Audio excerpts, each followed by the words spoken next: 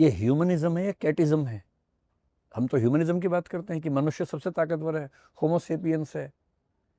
ये कितनी लॉजिकल बात है। फिर काली ही बिल्ली क्यों? अगर बिल्ली से कुछ तरंगें निकलती हैं जो नुकसान करती हैं, वो काली बिल्ली में क्यों निकलेंगी? सफेद में भी निकलेंगी। क्योंकि बिल्ली के रास्ता काटने से नुकसान होता है, ये रेफ्यूटेबल है, एविडेंस के साथ भी, एम्पायरिकली भी, लॉजिकली भी, इसलिए अंधविश्वास है। लेकिन आज से 100 साल पहले लोग कहते थे कि चंद्रमा पे हम जा ही नहीं सकते। उस समय कल्पना ही होती थी, जैसे हमारी परंपरा में चंदा मामा कहते हैं कि तो चंद्रमा जो मामा है हमारे। बहुत इंटरेस्टिंग कहानी अगर आप सुनना चाहें, अब बहुत जल्दी में तो नहीं है, थोड़ी कहानी सुनाओगे इस में? एक कहानी आपको सुनाता हूँ। ये कहानी 17वीं सेंचुरी की शुरुआत की है। अभी 5-6 दिन पहले हमारी रिसर्च टीम रिसर्च करते करते कहानी हमें मिली और बड़ा मज़ा आया पढ़ के हमें। हमारी एक रिसर्च टीम है जो साइंस, माइथोलॉजी, इन सब पे खूब रिसर्च करती रहती है और हम लोग लगभग रोज़ बात करते हैं। तो 4-5 दिन पहले कहानी लेके आए। आपने एक वैज्ञानिक का नाम सुना हो, केपलर, जोहानिस केपलर उसका नाम था, जर्मनी का था वो। और वो 17वीं सेंचुरी की शुरुआत में और 16वीं के अंत में जीवित था। उसने एक फिक्शन लिखा, एक कहानी लिखी, जर्मन भाषा में लिखी। उस कहानी का अंग्रेजी में अनुवाद करें नाम का, तो नाम है द ड्रीम।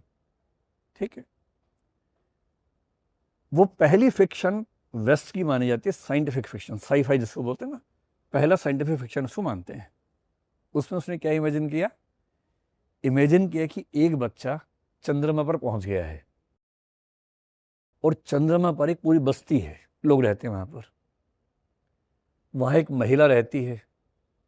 उस महिला का वर्णन करते हुए उसने सबकॉन्शियसली अपनी माँ जैसा चेहरा बना दिया, जैसे उसकी माँ दिखती थी। कैथरीना नाम था उसकी माँ का।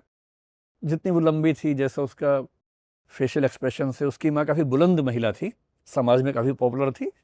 तो वैसा ही हुलिया, वैसा ही व्यक्तित्व उस महिला का बनाया। और वो चंद्रमा की बस्ती पर क्या करती थी?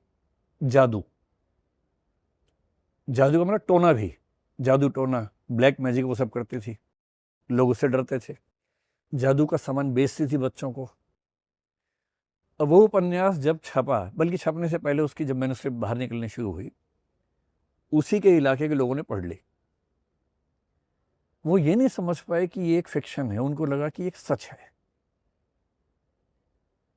और उनको लगा कि ऐसी दिखने वाली औरत एक ही हमारे समाज में है, कैथरीना, केपलर की मम्मी। वो सब उसके खिलाफ खड़े हो गए, केस कर दिया।